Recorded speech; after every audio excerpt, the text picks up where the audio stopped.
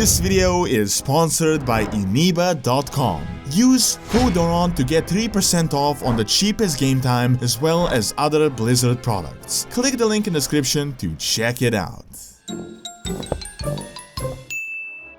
Hello guys, this is Doron's Movies, and today I will be talking about the battle for Azeroth and who actually won this war. Sure, Sylvanas left, we are now going into the Shadowlands, but let's talk about what the outcome of the conflict is and what are the consequences. So without further ado, let's get into the lore.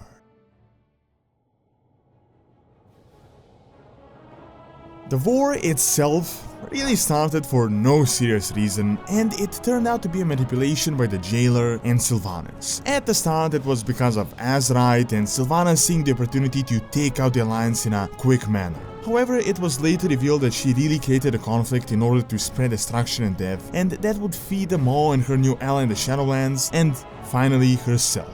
The war started with the destruction of Teldrassil and with Darnassus, the capital of the Night Elves. In retaliation, the Alliance launched a massive siege of Lordran, conquering Undercity, even though it was ultimately blighted and destroyed by Sylvanas. Subsequently, both factions went to find new allies, first with the allied races that we have recently encountered being recruited, and then going to Zandalar and Kultiras to expand the factions. While the Kultiras and the Zandalari trolls would join, the Horde and the Alliance would constantly sabotage each other, and there would be non-stop skirmishes even on the surrounding islands. King Rastakhan was ultimately killed in the battle for Dazar Alor as the Alliance severely weakened the trolls prior to that event. At the same time, two major warfronts were created, the battle for Darkshore and the battle for Stromgarde. The battle for Darkshore was in retaliation to the Horde, as they had previously conquered the area and used it to stage the attack and to destroy Teldrassil. The Alliance with Tyrande at the helm launched an intense counterattack to retake Night Elven land.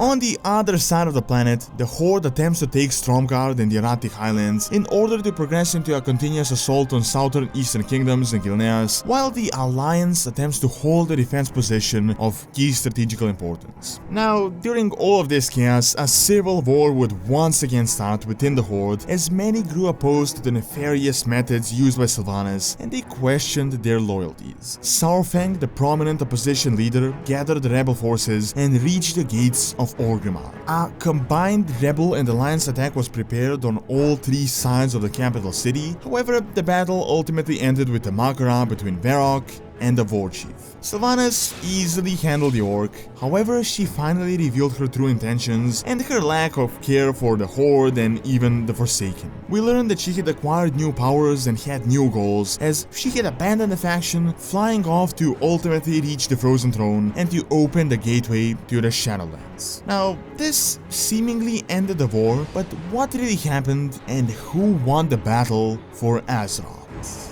Well, after the famous mak'gora, an armistice was reached between the Horde and the Alliance. However, this didn't really mean an end to the war. If you observe the dialogues, Jaina confirms that the bulk of the war is over. However, pockets of fighting still remain, and that it will take some time to actually reach peace. Even Kultirans realize that the conflict is near its end, and they mention scaling down their war efforts, although they don't say anything about stopping them. In regards to the two major battles, it was confirmed by Blizzard that Alliance had won them. Tyrande managed to retake Darkshore with the Night Elves once again acquiring their core land. In the Eastern Kingdoms, the Alliance managed to hold Stromgarde and to repel the Horde attack, maintaining a strong presence in the Northern Eastern Kingdoms. With this key location and Undercity in ruins, the Horde presence on the continent was severely weakened. The reason for this, as said by Blizzard, is because both of these locations were important and were historical Alliance strongholds, and it felt right for the story for it to happen.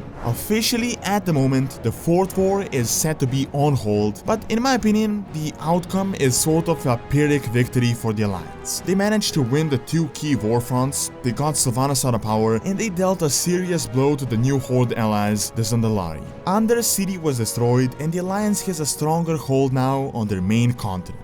However, the Horde wasn't exactly completely defeated. In the end, Sylvanas really was an enemy of the Horde, so they managed to regain their autonomy, and in the process of the war, they found quite a lot of new allies, strengthening their position not just in manpower, but in land expansion as well. The Horde destroyed Eldrassil, and even though the Night Elves managed to retake Darkshore and their foothold on the shores of Kalimdor, the Horde definitely has a stronger grip on Kalimdor than they had before. Now, why I see this as a Pyrrhic victory is because even though the Alliance technically won, they aren't exactly winners. The primary objective of the Alliance wasn't really to conquer the world, but to pacify the Horde and to retake their land, so they were successful in that, I'll give them that. Still, a lot of lives were lost, and both factions were already depleted from the battle against the Burning Legion, which was a very recent and massive conflict. So this new war created many new casualties, and you can't really rebuild and restore manpower in the span of just a few years. So I'd say power-wise, both factions are really worse off than they were before. Still, we will see how effective we will all be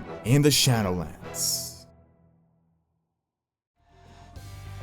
Thank you for watching. Check out who would win in a battle between Sylvanas and Arthas by clicking on the screen, and also check out the second channel, Lawrence Academy, for videos on real-world history and science. See you next time.